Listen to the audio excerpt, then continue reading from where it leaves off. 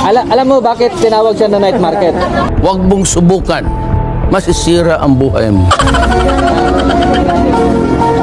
Kasi hindi siya pwede gawin sa umaga.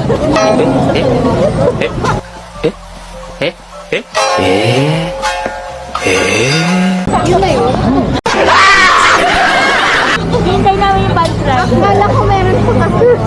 Naghintay ka ba? Wala na! It's a prank! Up. Dan.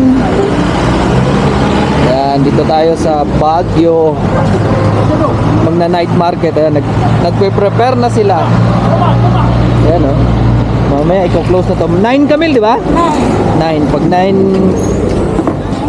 ng gabi, close na to. Ayan, mag-umpisa na tong night market dito sa Baguio. May ano dito.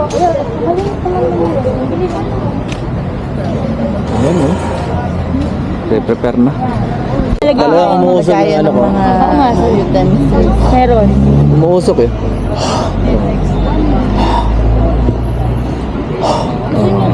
Ayun, Lamig talaga. Ayun yung parang market yun. Alin? Ayun naman. Yun, may part na dali tayo umito.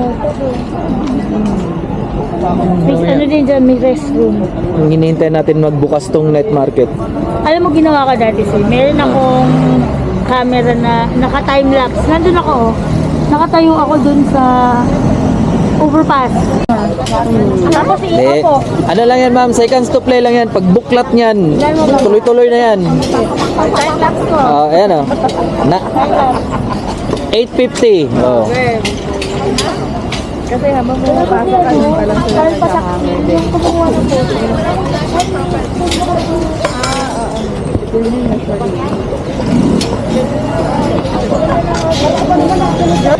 Ayan na. Bigla na yan. Yan, magpulto. Bigla na yung mag-ano. Ganun na ilalagay?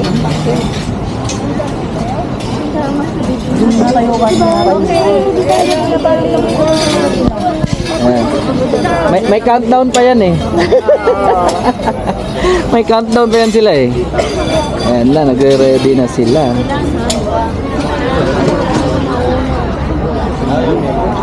Ayan na, nakatayo na nga lahat. Sabay-sabay pa maglayo.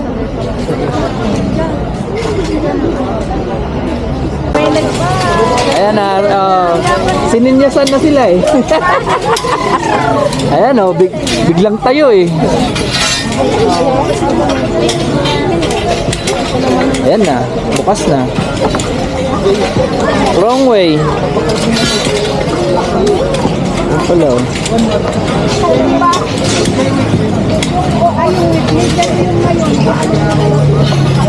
Diba, biglang nagsarado bigla. Dito! Yan! Ito yung night market. Ayan.